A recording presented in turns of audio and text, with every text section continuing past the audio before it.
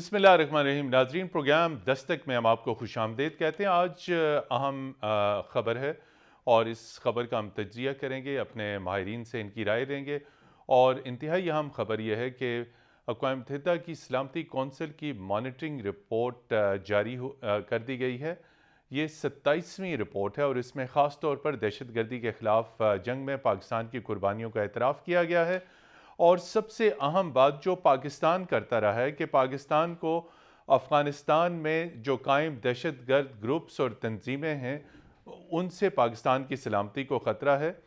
और इस चीज़ का एतराफ़ इस UN की मॉनिटरिंग टीम की रिपोर्ट में किया गया है। ये रिपोर्ट अक़वाम मुत्तहिदा की सलामती कौंसिल के लिए तैयार की गई है और सलामती कौंसिल को सबमिट कर दी गई है। इससे ये साबित होता है कि पाकिस्तान दहशत गर्दी के ख़िलाफ़ जो चीज़ कहता रहा, अपना जो बयानिया पेश करता रहा, और ख़ास तौर पर सरहद पार से, यानी अफ़गानिस्तान में सरहद पार से दहशत गर्दी से मुतल्लिक जो पाकिस्तान के ख़दशात थे, रिपोर्ट ने इनको वैलिडेट करार दिया। अपने पैनलिस्ट का तारफ़ आपसे कराएंगे। स्टूडियो में हमारे साथ मौजूद हैं बैनुल अक़वामी अमूर के माहिर जावेद खान जदून साहब। जावेद जदून साहब, बहुत शुक्रिया। और हमारे साथ मौजूद हैं एम्बेसडर गालिब इकबाल साहब, इंटरनेशनल अफेयर्स एक्सपर्ट, और उनके साथ तशरीफ़ रखते हैं कमर चीमा साहब। कमर चीमा साहब और एम्बेसडर गालिब इकबाल साहब, आपका भी बहुत शुक्रिया। जी, जावेद खान जदून साहब, इंतहाई अहम रिपोर्ट है और सलामती कौंसिल को सबमिट कर दी गई। जो पाकिस्तान पहले कहता रहा और आलमी बरादरी नज़रअंदाज करती रही, आज इस रिपोर्ट में एक्नॉलेज किया गया कि जो सरहद पार से जो दहशत गर्द ग्रुप हैं, उनसे पाकिस्तान की सलामती को ख़तरा है। और उसमें उन्होंने तहरीक तालिबान पाकिस्तान का जिक्र किया, जमातुल अहरार का जिक्र किया और दीगर दहशत गर्द ग्रुपों का जिक्र किया। तो आप क्या समझते हैं, इससे आगे अब मज़ीद क्या हो सकता है? जी, बहुत बहुत शुक्रिया मतीन साहब। ये जो यूनाइटेड नेशंस की एनालिटिकल और मॉनिटरिंग टीम की जी। रिपोर्ट है, ये बड़ा राइटली उन्होंने कहा है कि पाकिस्तान की जो पोजीशन है उसको विंडिकेट वो कर रही है। वो इसलिए विंडिकेट कर रही है कि पिछले 2 दहाइयों में जो पाकिस्तान के ऊपर जो हैवक रीक हुआ टेररिज्म का, जी। वो पूरी दुनिया ने देखा और हमने लाखों अपने पाकिस्तानियों की कुर्बानी दी। और उसके बाद हमने दुनिया को कन्विंस किया कि पाकिस्तान टेररिज्म का एक शिकार मुल्क है। जी। और वो टेररिज्म सिर्फ एक जगह से नहीं, वो 2 सोर्सेज से हमारी तरफ आ रही थी। वो ईस्टर्न बॉर्डर की तरफ से भी थी और वेस्टर्न बॉर्डर की भी तरफ से थी। आपने बड़ा राइटली पॉइंट आउट किया कि पाकिस्तान जो TTP है उसको सेंचुरीज और सेफ हेवंस हमेशा कहता रहा उनको प्रोवाइड की गई अफगानिस्तान के अंदर। लेकिन अनफॉर्चुनेटली जब वहाँ पे कोलिशन ट्रूप्स भी स्टेशन थे, जब वहाँ पे 1 लाख से ज़्यादा ट्रूप्स वहाँ पे स्टेशन थे, उस वक्त भी TTP अफगानिस्तान की जो सॉइल थी वो पाकिस्तान के ख़िलाफ़ इस्तेमाल करती रही। और पाकिस्तान नेटो को भी, अमेरिका को भी बार-बार और कहता बाकी रहा ग्लोबल कि कम्युनिटी नोटिस को भी लीजिए। कहता रहा कि पाकिस्तान के खिलाफ जो दहशतगर्दी की कार्रवाइयाँ अफगानिस्तान से होती हैं, जी। उनको रोका जाना चाहिए। मैं समझता हूँ कि पाकिस्तान एक ऐसा मुल्क है, दुनिया की वाहिद एग्जाम्पल होगी जिसने ना सिर्फ अपने खिलाफ टेररिज्म को शिकस्त दी, बल्कि पूरी दुनिया की ग्लोबल जो फाइट अगेंस्ट टेररिज्म है उसमें भी उसका लीडिंग रोल रहा। और ये लीडिंग रोल जो था ग्लोबल कम्युनिटी ने हमेशा एक्सेप्ट किया। लेकिन मैं इसको बदकिस्मती कहूँगा कि पाकिस्तान को उस अंदाज से रिवॉर्ड नहीं किया गया जिस तरह जिस पाकिस्तान अंदाज से किया वो जाना डिजर्व चाहिए करता था। जी, एम्बेसडर गालिब इकबाल साहब, बहुत बड़ा एतराफ़ है पाकिस्तान की कुर्बानियों को। और जिस तरह जदून साहब कह रहे हैं कि हमेशा पाकिस्तान ने हाईलाइट किया, पाकिस्तानी दफ्तर खारजा ने हमेशा इंटरनेशनल कम्युनिटी की तवज्जो दिलाई कि अफगानिस्तान में बड़े बड़े टेरर ग्रुप्स कायम हैं, दहशत गर्दों के कैंप्स कायम हैं। आज UN मॉनिटरिंग रिपोर्ट इसका एतराफ़ कर रही है। आप क्या समझते हैं कि अब सिर्फ एतराफ़ से ही काम चलेगा या इससे आगे अब प्रैक्टिकल एक्शंस भी लेने होंगे? देखिए, पाकिस्तान का एक बहुत बड़ा अलमिया है जो हमारी खारजा हम लोग हमेशा असूल के ऊपर चले हैं। पाक ने कभी गैर असूली खारजा पॉलिसी नहीं की और उसको दुनिया को सूट करता है तो वो दुनिया जो है उस वक्त उन लोगों को एक्सेप्ट कर लेती है। ये तरीकाकार है खारजा पॉलिसी में। ये बेहद अहम स्टेप है, ये जो रिपोर्ट आना है। जी। इस रिपोर्ट का मकसद ये है कि दुनिया ने इस चीज को एक्सेप्ट कर लिया है कि पाकिस्तान जो कुछ कहता आया वो सच है। लेकिन असल चीज तो रिपोर्ट के बाद होने वाले इकदाम के ऊपर है। क्या पाकिस्तान के जो मसाइल हैं और पाकिस्तान की जो सारी पोजीशंस और रिकमेंडेशंस है टेररिज्म के खिलाफ, क्या उसके ऊपर दुनिया आगे बढ़ेगी? मेरे ख्याल में नहीं, क्योंकि अभी इस वक्त अमेरिका का एक रिन्यूड इंटरेस्ट पैदा हुआ है अफगानिस्तान में। जी, कमर चीमा साहब, जिस तरह गालिब साहब कह रहे हैं कि अब अगला स्टेप यह है कि इक़दामात उठाने चाहिए। इसमें रिपोर्ट में एक इंतहाई अहम इंकशाफ किया गया है और इसकी तरफ पाकिस्तान हमेशा तवज्जो दिलाता रहा है कि मुख्तलिफ दहशतगर्द ग्रुपों में आपस में जो इंजमाम हुआ, ख़ास तौर पर TTP के बहुत सारे धड़े जो हैं वो दोबारा TTP के अंदर, मेन TTP के अंदर मर्ज हो गए। पाकिस्तान हमेशा से इसके ऊपर तशवीश का इज़हार करता रहा, आलमी बरादरी की तवज्जो दिलाता रहा। आज यूएन मॉनिटरिंग कमेटी की रिपोर्ट में यह कह दिया गया है कि बहुत सारे दहशतगर्द ग्रुप्स अब एक प्लेटफॉर्म पे जमा हो रहे हैं। कितनी सीरियस थ्रेट है पाकिस्तान की सिक्योरिटी को इस नई डेवलपमेंट से, इस बदलते हुए जिसे कहते हैं दहशतगर्दों की रीअलाइनमेंट हो रही है, उनकी रीस्ट्रक्चरिंग हो रही है। तो तशवीश तो हमने भी कर दी और पाकिस्तान और अक़वाम मुत्तहिदा ने भी कर दी। अब क्या मेजर्स क्या लेने चाहिए, पाकिस्तान को क्या मेजर्स लेने चाहिए for the security of Motherland? देखिए मतीन साहब, बहुत शुक्रिया सर। मैं समझता हूं कि पाकिस्तान को अपनी फॉरेन पॉलिसी दुनिया को इस्लामाबाद में बैठ के नहीं बतानी। पाकिस्तान को अपनी फॉरेन पॉलिसी ग्लोबल कैपिटल्स में जाके बतानी पड़ेगी। देखें, आपने डॉसियर भी भेजे, आपको ये भी पता है जमातुल अहरार और टीटीपी वहां पे मर्ज हो गए हैं। मैं ये समझता हूं कि अगर आपको पता है कि बाइडेन एडमिनिस्ट्रेशन आ रही है और चेंज ऑफ लीडरशिप वॉशिंगटन में होना है, तो थोड़ा सा हमें ऑफेंसिवली डिप्लोमेसी करनी पड़ेगी। एम्बेसडर साहब इसकी तईद करेंगे कि हमें वॉशिंगटन में तो पहले जाके बैठ जाना चाहिए था। जब ट्रंप आया था तो उससे पहले इंडियन लॉबी जो है और अफगान लॉबी अमेरिका में बैठ के पाकिस्तान के खिलाफ थिंक टैंक्स में लिखवाती थी, रिपोर्टें बनवाती, शाया करवाती थी, अखबारों में आर्टिकल लिखवाते थे ताकि व्हाइट हाउस को और नए स्टेट डिपार्टमेंट को इन्फ्लुएंस किया जा सके। और वही वजह हुई कि पहले एक साल तुम्हें पता ही नहीं चला ट्रंप साहब करेंगे क्या। अभी देखें, हमने दहशतगर्दी की जंग जीती है मतीन हैदर साहब, दुनिया आज भी हमें कसूरवार ठहरा रही है। मैं नहीं समझता इसमें हमारी अफवाज पाकिस्तान जिन्होंने कुर्बानियां दी हैं उनकी गलती है। ये पॉलिटिकल लीडरशिप का काम होता है कि वो किस तरह अपनी कुर्बानियों को पेश करता है और अपने इंटरेस्ट को प्रमोट करता है। अब हमें जो अफगानिस्तान में अभी recently national security advisor India के गए हैं वहां पे, और वो वहां पे जाके जो मिलके बातें कर रहे हैं अफगान लीडरशिप के साथ, वो कोई अच्छी बातें तो नहीं कही। उन्होंने तो यही कहा, अफगानी भी कहते हैं कि हमने इंडिया के साथ मिलकर दुश्मन को डिस्कस किया है। अब देखें, पाकिस्तान एक चीज में बहुत कमजोर है और वो है लॉबिंग। हमें यह लगता है कि शायद इस्लामाबाद में बैठ के और अपनी पार्लियामेंट और अपने मीडिया के सामने हम जो फॉरेन पॉलिसी बताएंगे ना, दुनिया वॉशिंगटन, लंदन, पेरिस, न्यूयॉर्क सबको पता चल जाएगा। भाई इस तरह पता नहीं चलता। थोड़ा सा आपको आपकी एक कोर ग्रुप होना चाहिए जिसका काम ही होना चाहिए कि वो दुनिया को जाके बताए कि इस वक्त पाकिस्तान ने पिछले 12 साल में क्या किया जो वेस्ट उसको रीड नहीं कर पा रहा। खुदारा हुकूमत पाकिस्तान को यह चाहिए कि ऑफेंसिवली अपने लोग लंदन, वॉशिंगटन, पेरिस, बर्लिन में जाके बिठा दें, जिनको फंडिंग करें, पैसा दें। मैं ये नहीं कह रहा प्रोपेगेंडा करें, लेकिन सिर्फ अपना मौकफ तो बताएं कि हमें मसला क्या और हमारे साथ हो क्या रहा है, ताकि बाइडेन एडमिनिस्ट्रेशन को भी अगले 4 साल इन्फ्लुएंस कर वो कुछ तरह की पॉलिसी ना बनाए हमारे खिलाफ। इन चीजों को थोड़ा देखना होगा। बड़ा सीरियस मसला हाईलाइट इन्होंने किया है कि हमारी पॉलिसी मेकिंग और बयानिए को प्रोजेक्ट करने के लिए कुछ स्ट्रैटेजी नहीं है। जी, स्ट्रैटेजी और लॉबिंग। हमें दो फैक्टर्स पे इस वक्त नजर रखनी पड़ेगी। एक तो प्रेसिडेंट बाइडेन के आने के बाद आप देखेंगे कि वहाँ पे एक पैराडाइम शिफ्ट आ रही है फॉरेन पॉलिसी के अंदर। आप देखें तो 3-4 दिन पहले जब उन्होंने प्राइम मिनिस्टर मोदी के साथ बात की और जो 4G सर्विसेज की रेस्टोरेशन के ऊपर उनको वेलकम भी किया, तो उसमें उन्होंने कहा कि इंडियाज कश्मीर और कल स्टेट डिपार्टमेंट स्पोक्स पर्सन को इसको क्लैरिफाई करना पड़ा कि नहीं, अभी भी हम उसको एक डिस्प्यूटेड टेरिटरी समझते हैं। सेकेंडली अगर आप देखें तो इनकी स्टेटेड पॉलिसी जो बाइडेन साहब की है वो अफगानिस्तान और पाकिस्तान से फोकस हटा के वो चाइना की कंटेनमेंट की तरफ हो जा रहे हैं। और तीसरा इंपॉर्टेंट फैक्टर ये है कि हमने अपने तमाम एग्स जो थे वो प्रेसिडेंट ट्रंप की बास्केट में डाले। हमारे यहाँ पॉलिसी मेकर्स ने शायद ये कंक्लूड कर लिया हुआ था कि प्रेसिडेंट ट्रंप सेकंड टर्म भी ले जाएंगे और उस वजह से हमने एक रॉन्ग असेसमेंट, उस वजह से एक रॉन्ग असेसमेंट और मेरा ख्याल है प्रीमेच्योर असेसमेंट, उसकी बुनियाद पे हमने ये किया कि हमने बहुत हेस्ट में अफगानिस्तान में अमेरिका को फैसिलिटेट किया वो पीस डील स्ट्राइक करने के लिए।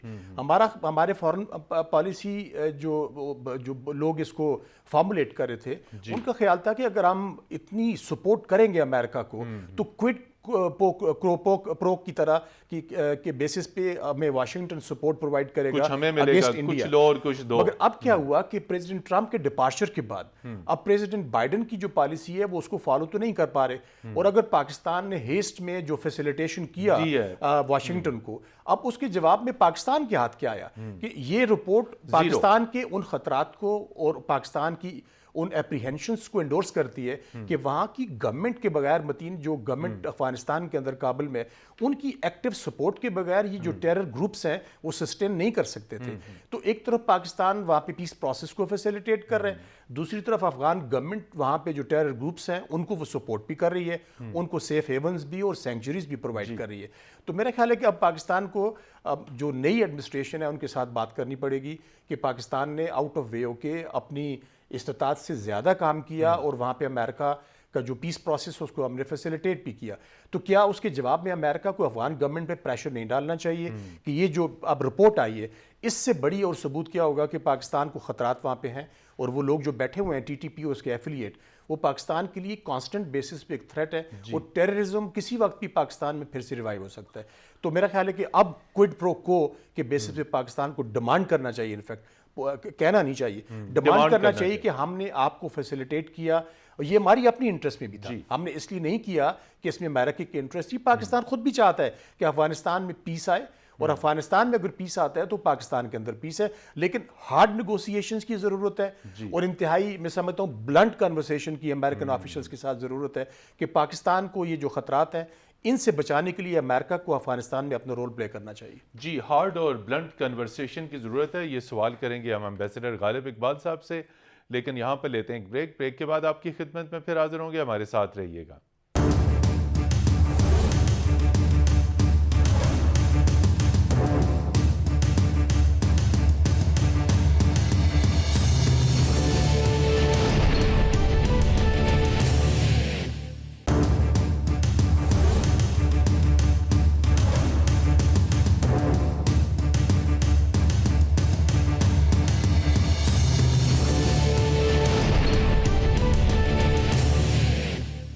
जी नाज़रीन, प्रोग्राम दस्तक में एक मरतबा फिर खुशामदीद, और हम बात कर रहे हैं अक़वाम मुत्तहिदा की मॉनिटरिंग और एनालिटिकल कमेटी की रिपोर्ट की, जिसमें पाकिस्तान के उन खदशात की तौसीक की गई है जो पाकिस्तान हमेशा सरहद पार यानी अफ़गानिस्तान में कायम दहशतगर्द ग्रुपों के बारे में निशानदेही करता चला आया।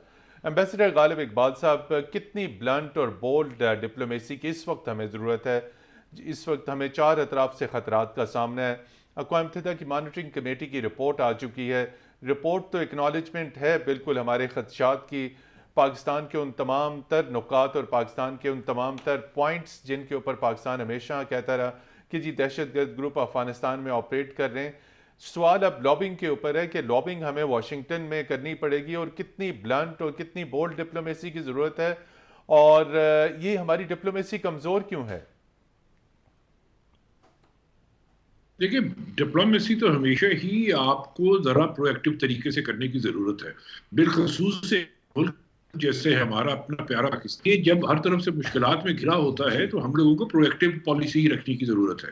इस वक्त वाशिंगटन में हम लोगों को चाहिए था, जब अमेरिका ने हमें कहा था कि हम अफगानिस्तान से अपने ट्रूप्स निकालना चाहते हैं, प्रेसिडेंट ट्रंप होते थे उस वक्त, तो उस वक्त हम लोगों को चाहिए था, जैसे जदून साहब ने कहा क्विड प्रो को के ऊपर, तो वो हम कहते कि हमारी मशरकी सरहदें जो है यहाँ हालात बेहतर करें तो हम आपकी मगरबी सरहदों में काम करेंगे।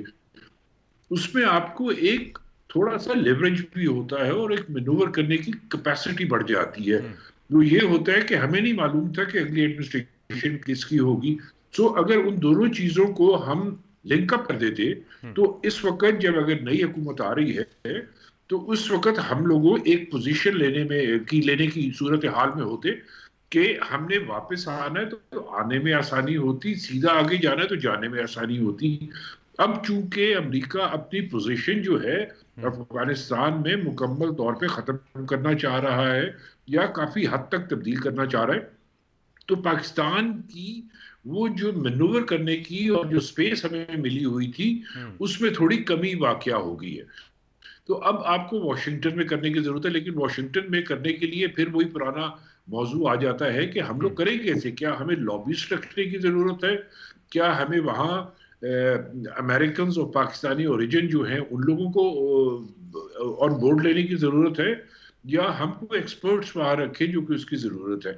अगर आप देखें कि पाकिस्तान की जो व्यू पॉइंट है, जैसे कि चीमा साहब पहले फरमा रहे थे, किसी भी अखबार में, बैनुल अक़वामी अखबार में एज इट इज नहीं आता जो हम कहते हैं। लेकिन जब आपके वॉशिंगटन में एक बात होती है, बर्लिन में एक बात होती है, बीजिंग में एक बात होती है, तो उनके स्पोक्स पर्सन की गुफ्तगू जो है वो दुनिया में कई जगह हेडलाइंस बनती है, कई जगह सेकंड हेडलाइंस बनती है, कोट किया जाता तो है।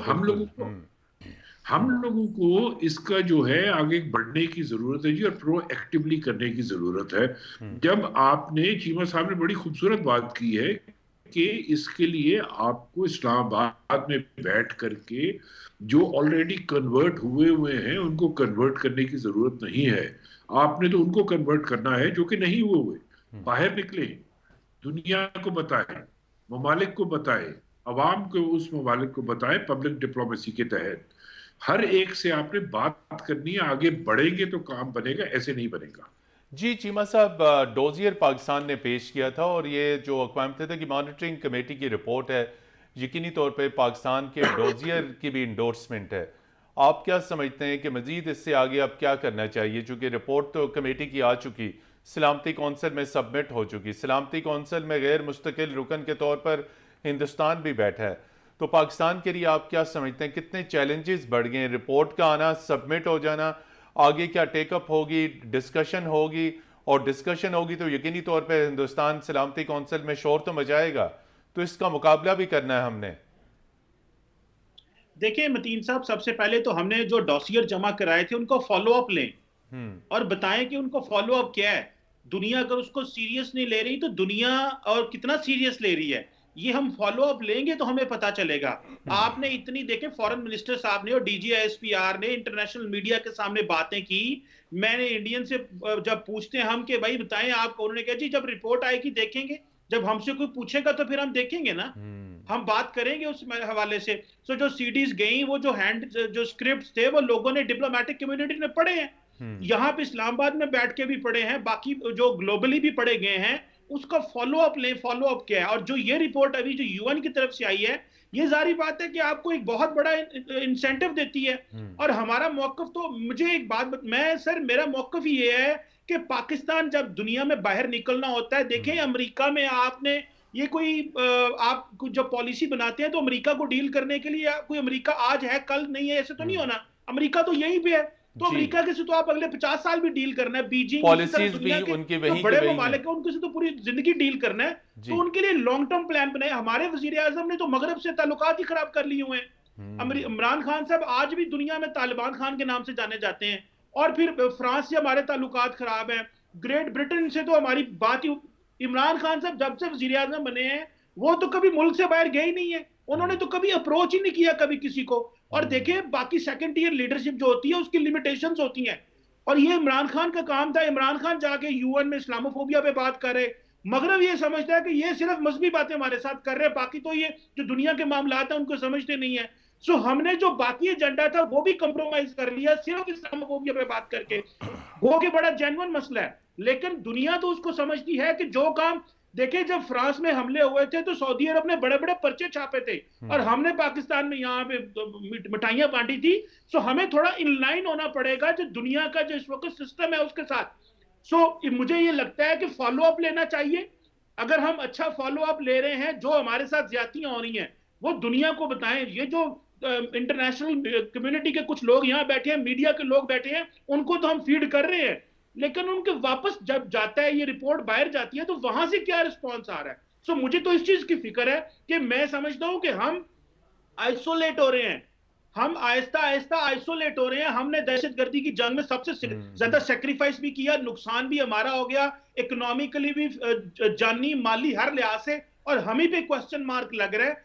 और मजे की बात है, मुझे इस चीज की भी तकलीफ है कि पाकिस्तान का जो नेशनल फ्रेमवर्क है, जो सियासी शराफिया है, उसने कभी ये डिस्कस भी नहीं किया कि हमारी फॉरेन पॉलिसी क्या है और हमें किस तरह आगे जाना है। सो ये शाह महमूद कुरैशी साहब अच्छे अच्छे अंदाज से बातें करके मीडिया को तो टरखा लेते हैं, लेकिन जब ग्लोबल कैपिटल्स में जाते हैं तो वहां पे पता चलता है कि हम क्या कर रहे हैं। सो हमें we should stop following India everywhere, हमें अपने भी बायलैटरल ताल्लुकात दुनिया से मजबूत बनाने चाहिए। जी जदून साहब, अभी रिसेंटली जब अमेरिकी वजीर खारजा की टेलीफोन कॉल आई तो उसका मुकम्मल जो हमारे पास इतलात हैं 8 मिनट का दौरानिया था, जिसमें 7 मिनट उन्होंने गुफ्तगू की और 1 मिनट वजीर खारजा ने की।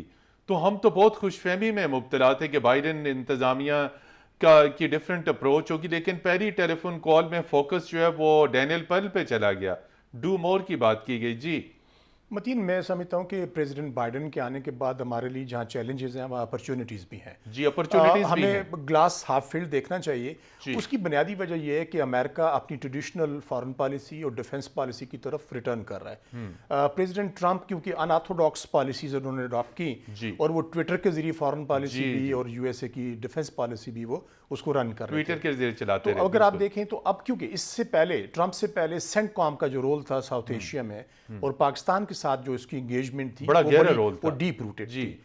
और मैं समझता हूँ कि एक दफ़ा फिर सेंटकॉम का रोल रिवाइज होगा और रिवाइव होगा और रिवाइटलाइज भी होगा और उसमें पाकिस्तान को अपॉर्चुनिटीज देखनी चाहिए। US central command exactly. और मैं समझता हूँ कि पाकिस्तान आर्म फोर्सेस की जो इस वक्त रिलेशंस हैं उनके काउंटर पार्ट्स के साथ अमेरिका में वो बहुत अच्छे रहे माजी में, और वो एक्नॉलेज करते हैं कि पाकिस्तान के बगैर, क्योंकि जनरल ऑस्टन की स्टेटमेंट को अगर आप देखें तो बाकी एडमिनिस्ट्रेशन से हट के वो बड़ी एम्फेटिक स्टेटमेंट दी है कि पाकिस्तान उनकी फॉरेन पॉलिसी के लिहाज से इस रीजन में एक्सट्रीमली इम्पॉर्टेंट एक एलिमेंट है और एक मुल्क है।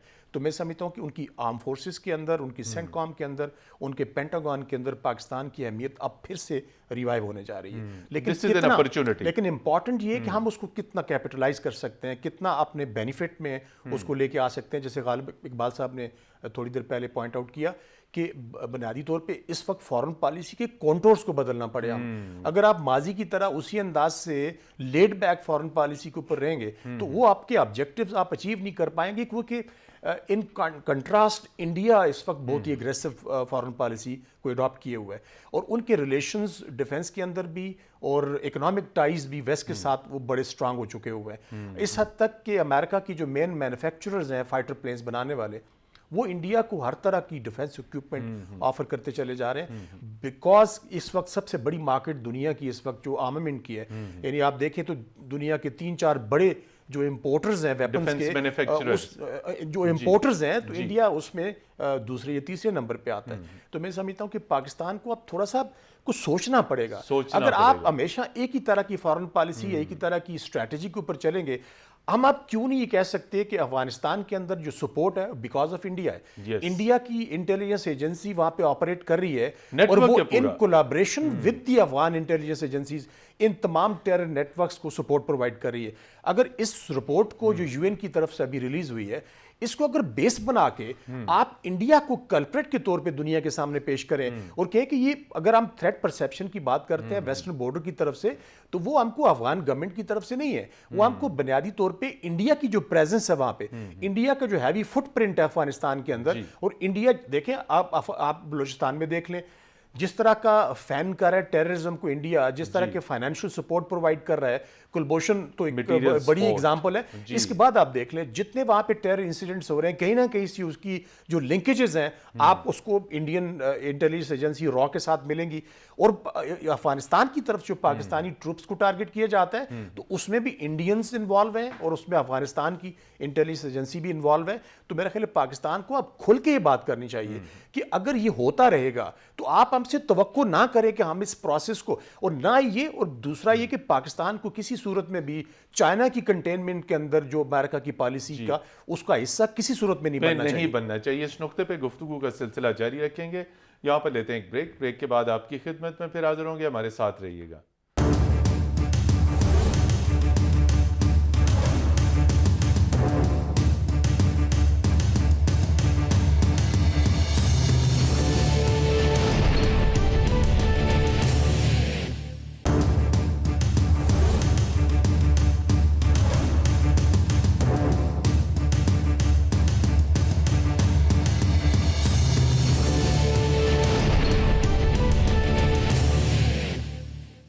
जी नाज़रीन, प्रोग्राम दस्तक में एक मरतबा फिर खुश आमदीद। और हमारे साथ मौजूद हैं एम्बेसडर गालिब इकबाल साहब। एम्बेसडर गालिब इकबाल साहब, फॉरेन ऑफिस क्या एडवाइस करता है प्राइम मिनिस्टर को, और प्राइम मिनिस्टर कितनी एडवाइस लेते हैं फॉरेन ऑफिस से, ख़ास तौर पर अहम यूरोपीय कैपिटल्स में विजिट से मुतल्लिक?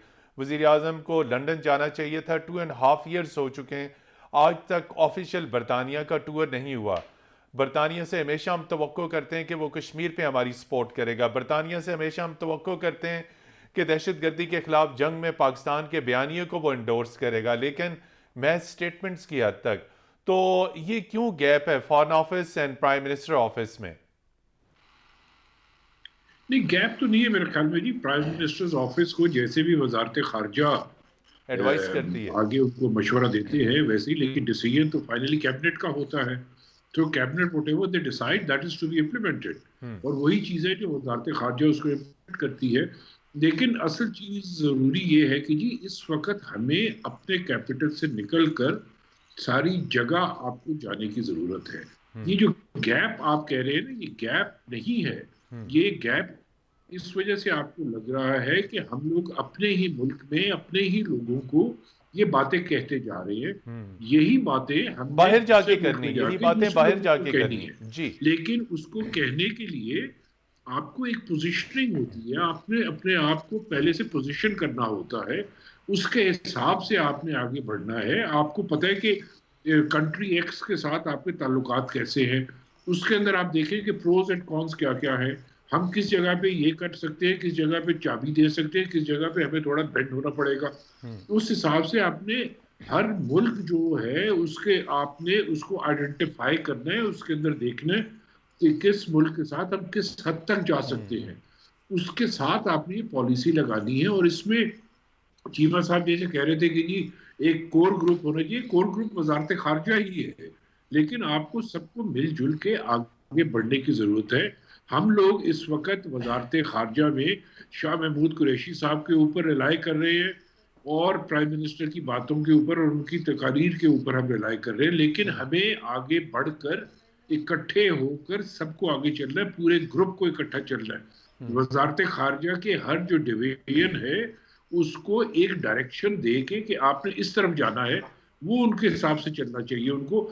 हमारी बातें बाहर नहीं जा रही हैं। मैं बार बार यही कह रहा हूँ, रिपीट कर रहा हूँ, even at the cost of repetition I am telling you कि हमारा जो बयानिया है वो बाहर नहीं जा रहा। उस बयानिया को आपने बाहर लेके जाना है। वजारत खारजा और खारजा पॉलिसी का सबसे अहम जुज़ ये होता है कि आपका जो बयानिया है वो बैरून ममालिक तक पहुंचे। हमें भी मालूम है, दुनिया को भी मालूम है, अमेरिका को भी मालूम है, यूरोप को भी मालूम है कि आपके मुल्क में इस वक्त जो दहशतगर्द है वो अफगानिस्तान से आते हैं, वो भारत से आते हैं। लेकिन हम लोग क्या उनको मारते रहेंगे और वो हमारे लोग मारते रहेंगे? क्या यही बयानिया होगा हमारा? नहीं, इस चीज को रोकने की जरूरत है। इस चीज को रोकने की जरूरत है। जब तक आप भारत को पेनलाइज नहीं करेंगे, अफगानिस्तान को पेनलाइज नहीं करेंगे तो कुछ नहीं होगा। जी कमर चीमा साहब, इंडिया को पेनलाइज करना है हमने, और पहले भी ये नुक्ता हाईलाइट किया गया कि इंडिया के ख़िलाफ़ हमें आलमी सतह पे मुकदमे को मौसर अंदाज में पेश करना है। डोजियर में चीज़ें हाईलाइट की गई, वही आज अक़वाम मुत्तहिदा की मॉनिटरिंग रिपोर्ट में सामने आ रही हैं। डोजियर हमने पेश कर दिया, P5 कंट्रीज़ के एम्बेसडर्स को ब्रीफिंग दे दी, UN में दे दिया, लेकिन अब इंडिया को पेनलाइज कैसे करना है? कौन से फोरम्स मौजूद हैं जहां पे हिंदुस्तान के खिलाफ ये मुकदमा पेश किया जा सकता है? देखिए, जारी बात है कि एक तो कंसिस्टेंसी चाहिए। जारी बात है, जिस तरह आज यूएस स्टेट डिपार्टमेंट की तरफ से पैगाम आया है कि जी जो कश्मीर है वो डिस्प्यूटेड टेरिटरी है, तो जारी बात है इंडिया जो पिछले 6 साल से 5 साल से बात करने की कोशिश कर रहा था कि नहीं जी कश्मीर तो हमारा इंटरनल मैटर है, तो इसको प्रॉपर्ली प्रोपोगेट करने की जरूरत है कि देखें इंटरनेशनल कम्युनिटी इसको डिस्प्यूटेड ही कह रही है। सो हमें इसको डिस्प्यूटेड ही इसको, और ये मौका हमें मिलता है कि हम अमेरिका पे मजीद प्रेशर डालें कि वो इंडिया को टेबल पे लेके आए। देखिए पाकिस्तान की तरफ से तो रिसेंटली 2 बयान आ चुके हैं। आर्मी चीफ जनरल बाजवा साहब का भी बयान आया है कि we want to extend hand of friendship in all directions, और इमरान खान साहब का भी कोटली में बयान आ गया।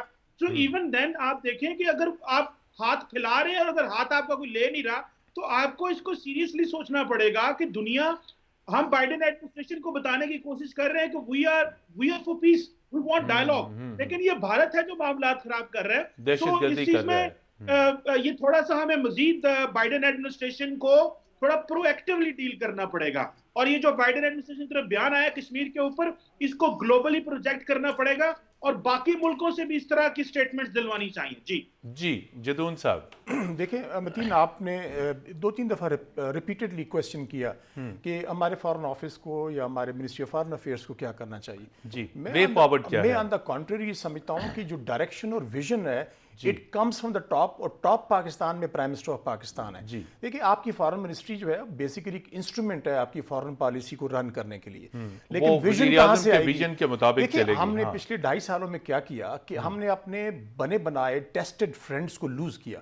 हमने अपने रिलेशंस को सऊदी अरेबिया के साथ स्ट्रेन कर लिया, हमने अपने रिलेशंस को यूनाइटेड अरब एमिरेट्स के साथ कर लिया, और ख़राब करने के बाद इवन मलेशिया के साथ भी ताल्लुकात हमें इस वक्त मेरा ख्याल है कि कोई बहुत KL आइडियल समिट की नहीं वजह है। से। जी। तो देखिए प्रॉब्लम्स ये हैं कि जब तक फॉरेन ऑफिस को आप क्लियर विजन नहीं देंगे, आप और मैंने काम किया, हमने देखा कि जब आप कोई हेड ऑफ स्टेट बाहर जाता है तो बुनियादी तौर पे जो एक विजन आती है वो हेड ऑफ स्टेट की तरफ से, हेड ऑफ गवर्नमेंट की तरफ से आती है। उसके बाद फॉरेन ऑफिस का रोल आता है, वो उसको प्ले करता है रोल। मैं समझता हूँ हाईली प्रोफेशनल लोग वहाँ पे बैठे हुए हैं, वो अपना काम जानते हैं, उनको पता है कि उन्होंने क्या करना है। लेकिन प्रॉब्लम पाकिस्तान में इस वक्त ये है कि पाकिस्तान की clear cut vision foreign policy के अंदर तकरीबन ना होने के बराबर है।